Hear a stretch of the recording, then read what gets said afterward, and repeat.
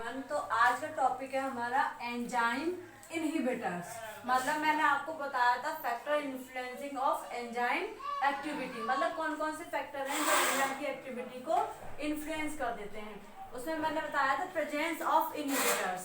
तो एंजाइम मतलब इनहिबिटर्स की प्रेजेंस में एंजाइम की एक्टिविटी क्या हो जाती है, स्टॉप हो जाती है या डिक्रीज हो जाती है। ठीक है, अब यहाँ पे हमारा जो आपको मेन टॉपिक दे रखा है आपके सिलेबस में वो है एंजाइम इनहिबिटर्स। ठीक है, एंजाइम इनहिबिटर्स दो सबस्टेंसेस व्हिच डिक्रीजेस और stop the catalytic activity of enzyme, मतलब वो सबस्टेंसेस जो एंजाइम की कैटालाइटिक एक्टिविटी को डिक्रीज या स्टॉप कर देते हैं। तो उन सबस्टेंस को हम बोलते हैं एंजाइम इनहिबिटर्स और इस प्रोसेस को हम बोलते हैं एंजाइम इनहिबिशन। एंजाइम इनहिबिशन आपका जो एंजाइम इनहिबिशन होगा या तो वो टेम्पररी होगा या परमानेंट। टेम्पररी या परमानेंट। जो टेम्पररी होगा मतलब वो रिवर्सिबल हो सकता है और परमानेंट मतलब इरिवर्सिबल।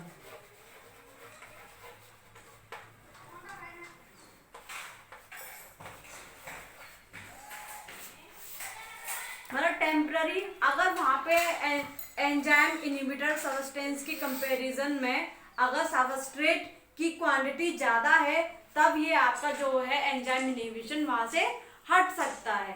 ठीक है, परमानेंट इरिवर्सिबल मतलब ये वाले जो परमानेंट मतलब इनहिबिशन हो जाएगा अगर वो एंजाइम के साथ जो इनहिबिटर है वो स्ट्रांगली उससे क्या हो जाए, बाउंड हो जाए। अब बात करते हैं टाइप्स ऑफ इनहिबिटर्स।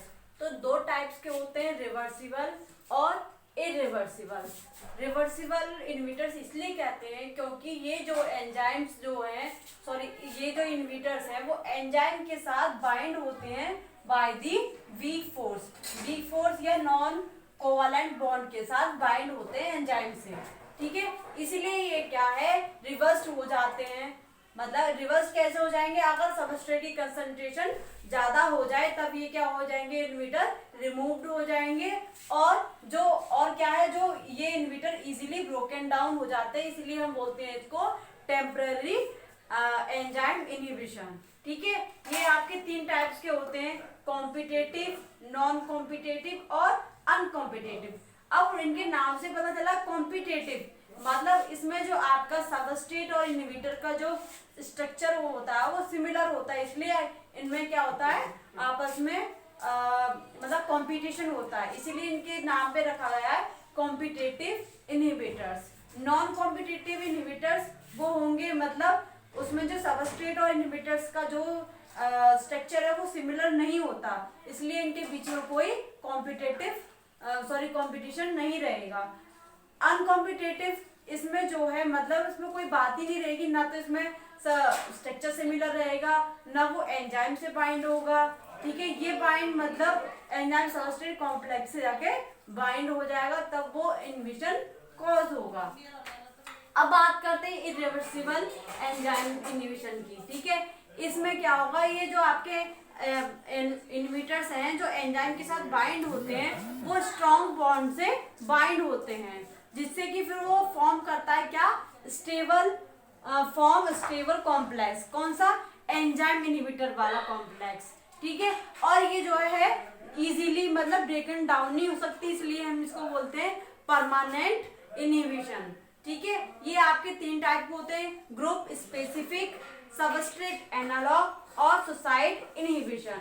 मतलब ग्रुप स्पेसिफिक मतलब ये किसी एक मतलब ग्रुप पे ही जाके मतलब उससे बाइंड होगा जिससे कि एंजाइम जो है आगे फर्दर रिएक्शन नहीं कर पाएगा। सबस्ट्रेट एनालॉग मतलब जो है एंजाइम और सबस्ट्रेट का जो स्ट्रक्चर है वो सिमिलर होता है, ये इसमें आ जाएगा इनहिबिटर में। सुसाइड इनहिबिशन में मतलब ये वो वाला प्रोसेस है जिसमें जो इनहिबिटर है एंजाइम के साथ बाइंड होके उसके अंदर इंट्रामोलिकुलर चेंज कर देते हैं जिससे मतलब वो एंजाइम जो है हार मान लेता है जिससे वो सुसाइड कर लेता है, मतलब वो आगे एक्टिव नहीं हो जाता, वो डीएक्टिव फॉर्म में हो जाता है।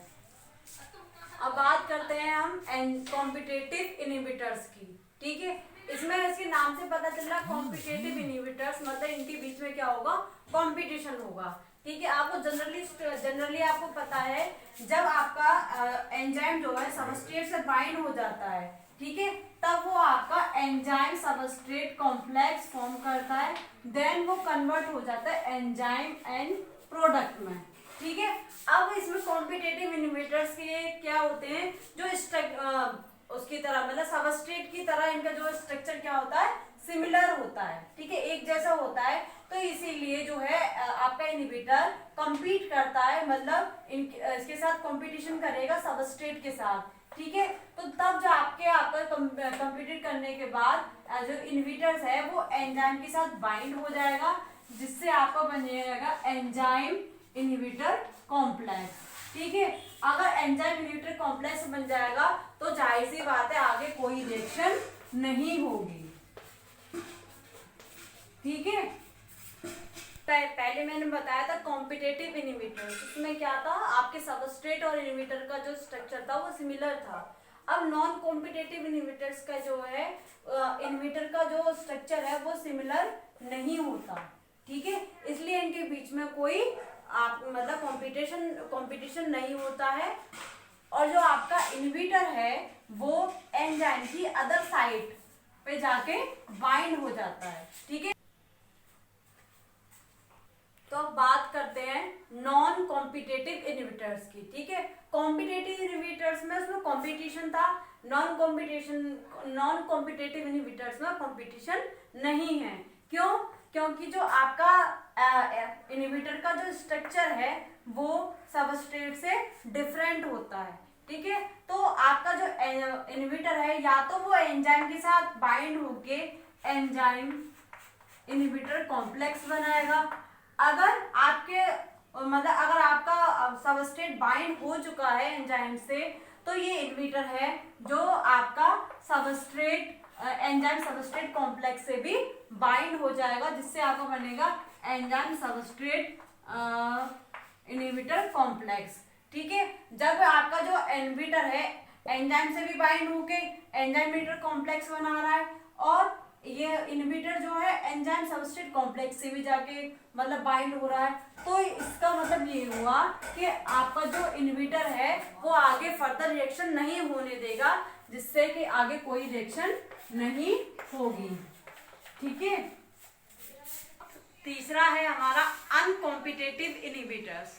ठीक है, इस टाइप के इनहिबिटर्स क्या करेंगे, ना तो मतलब ये कैपेबल नहीं होते फ्री एंजाइम से बाइंड होने के लिए, फ्री एंजाइम से बाइंड होने के लिए कैपेबल नहीं होते। ठीक है, तो आपके ये अनकॉम्पिटिटिव इनहिबिटर्स क्या करते हैं, ये आपके एंजाइम सबस्ट्रेट कॉम्प्लेक्स से जाके बाइंड हो जाते हैं। ठीक है, जिससे हमारा कॉम्प्लेक्स बनता है एंजाइम सबस्ट्रेट इनहिबिटर कॉम्प्लेक्स, जिससे आगे कोई रिएक्शन नहीं होती। बात करते हैं इरिवर्सिबल इनहिबिटर्स की। ठीक है, ये आपको पता है ये स्ट्रॉन्ग बॉन्ड से मतलब बाइंड होते हैं एंजाइम से। ठीक है, अब इसमें है पहला टाइप है ग्रुप स्पेसिफिक इनहिबिटर्स, मतलब इस टाइप के इनहिबिटर्स क्या करेंगे, जो एंजाइम है आपको पता है जो एंजाइम जो बना हुआ होता है वो प्रोटीन से बना हुआ होता है। ठीक है, जो एंजाइम की जो एक्टिव साइट होती है वहां पे कुछ आपके अमीनो एसिड्स के रेजिड्यूज होते हैं। ठीक है, रेजिड्यूज प्रेजेंट होते हैं। ठीक है, तो इस ग्रुप के इनहिबिटर्स क्या करेंगे, एंजाइम की जो एक्टिव साइट है वहां के जो आर ग्रुप मतलब जो साइड चेन होती है उससे जाके बाइंड हो जाते हैं। ठीक है, उससे जाके बाइंड हो जाएंगे, जिससे कि आपका जो एंजाइम है उसमें मॉडिफिकेशन आ जाएगा, और वो फर्दर जो है उसके साथ मतलब सबस्ट्रेट के साथ बाइंड नहीं हो पाता है।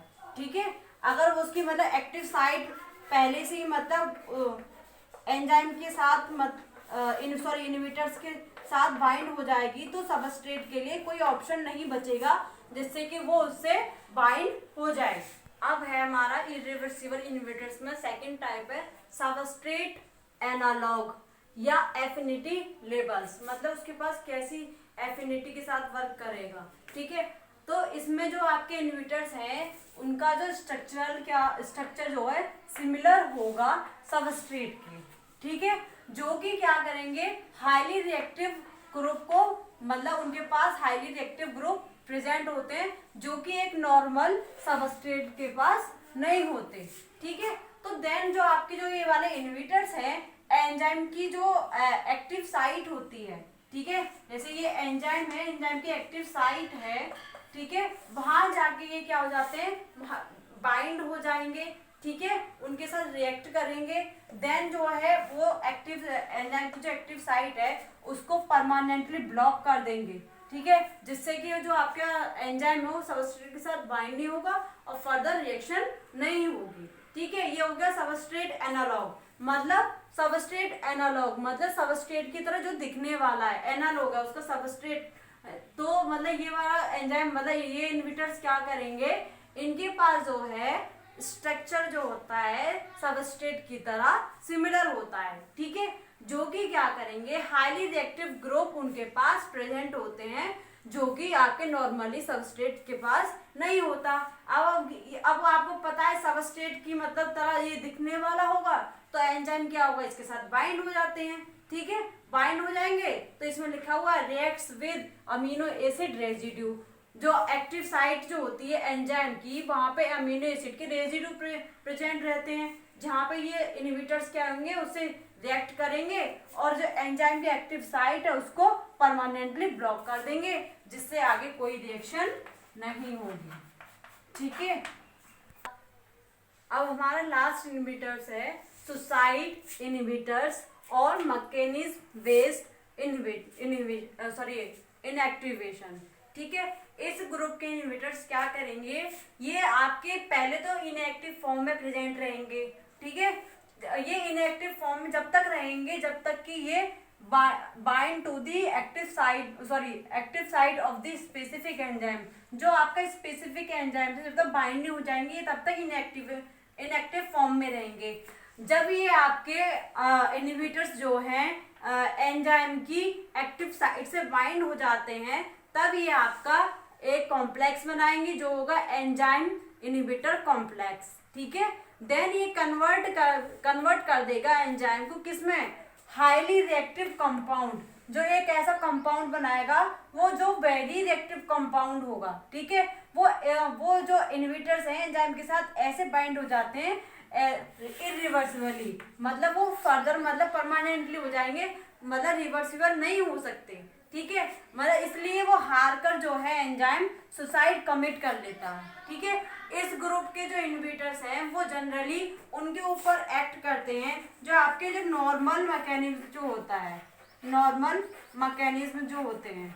ठीक है, जैसे आपके प्रोटीन सिंथेसिस है, प्रोटीन सिंथेसिस मीन्स मतलब ट्रांसलेशन या ट्रांसक्रिप्शन। ठीक है, वहां जाके मेनली अपना वर्क करते हैं, तो इसलिए इनको बोलते हैं मैकेनिज्म बेस्ड इनएक्टिवेशन। जो मैकेनिज्म होता है एंजाइम्स का वहां पे उनको इनएक्टिवेट कर देते हैं, इसलिए इनको बोलते हैं मैकेनिज्म बेस्ड इनएक्टिवेशन। ठीक है, मैं फिर से बता रही हूँ इसको, जो आपके पहले तो जो इनहिबिटर्स होते हैं ये वाले सुसाइड इनहिबिटर जो है आपकी बॉडी में पहले इनएक्टिव फॉर्म में प्रेजेंट रहेंगे। ठीक है, जब ये एक्टिव फॉर्म में जब कब होंगे, जब वो एंजाइम की कोई स्पेसिफिक एंजाइम है उसकी एक्टिव साइट से बाइंड ना हो जाए।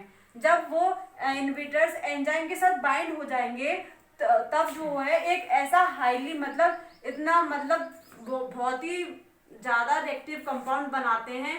ठीक है, जिससे कि वो मतलब इरिवर्सिबली मतलब परमानेंटली बाउंड हो जाएगा एंजाइम के साथ, जिससे क्या होगा जो एंजाइम है वो हार जाता है, जिससे वो आपका सुसाइड कर लेता है। ठीक है, अब मैंने बताया ये मैकेनिज्म बेस्ड इनएक्टिवेशन क्यों है, क्योंकि they utilize the normal enzyme reaction mechanism. ठीक है, ये जो आपकी जो नॉर्मल एंजाइम रिएक्शन होती है ठीक है, उनको क्या करते हैं, इनएक्टिवेट कर देते हैं। जैसे नॉर्मली आपके जो मैकेनिज्म है, जैसे प्रोटीन सिंथेसिस है या आरएनए सिंथेसिस है, ठीक है, अमीनो एसिड मतलब बनते हैं, तो उनमें क्या है, उनको वहां पे जो आपके एंजाइम्स जो प्रेजेंट रहेंगे उनको इनएक्टिवेट कर देते हैं। ठीक है, तो ये है इनहिबिटर्स। ठीक है, नेक्स्ट वीडियो मतलब जो भी आएगी टॉपिक वो आपको जल्दी से मिलेगी।